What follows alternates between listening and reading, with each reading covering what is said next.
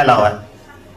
اب حضرت محمد صلی اللہ علیہ وسلم کے بعد یہاں پہ میں چار جو مجھے اللہ نے خوابوں میں دکھایا، جو چار بڑے اللہ کے نبی ہیں جو ٹاپ 4 رینک میں آتے ہیں، تو ان کے بارے میں بتایا۔ تو میں نے ایک خاتم النبیین محمد صلی اللہ علیہ وسلم کے بارے میں آپ کو بتایا۔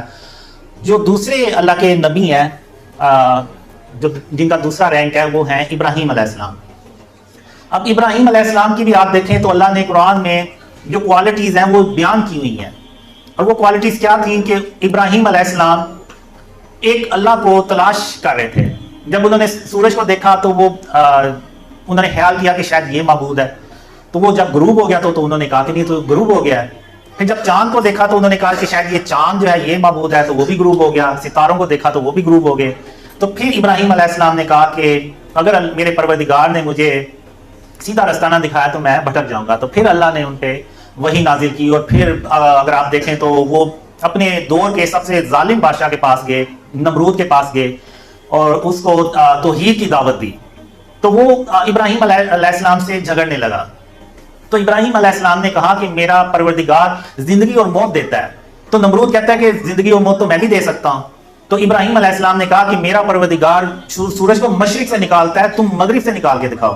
تو وہاں پہ وہ ہکا بکا رہ گیا، اور باوجود اس کے کہ اس نے کھلی نشانیاں دیکھ لی، لیکن پھر بھی وہ نہیں مانا۔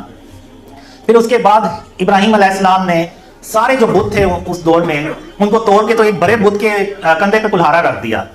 تو جب لوگ آئے تو انہوں نے دیکھا کہ یہ سارے بت ٹوٹے ہوئے ہیں اور ایک بڑا بت بچا ہوا ہے، اس کے کلہارا پڑا ہوا ہے۔ تو انہیں پتہ چل گیا کہ یہ کام ابراہیم علیہ السلام نے کیا ہے۔ تو جب ابراہیم علیہ السلام سے پوچھا گیا تو ابراہیم علیہ السلام نے کہا کہ جو بڑا بت ہے آپ اس سے پوچھیں، اس کے سامنے سب کچھ ہوا ہے، تو اس نے کیوں نہیں بتایا، یہ اس سے پوچھیں، آپ اس کو پتا ہوگا۔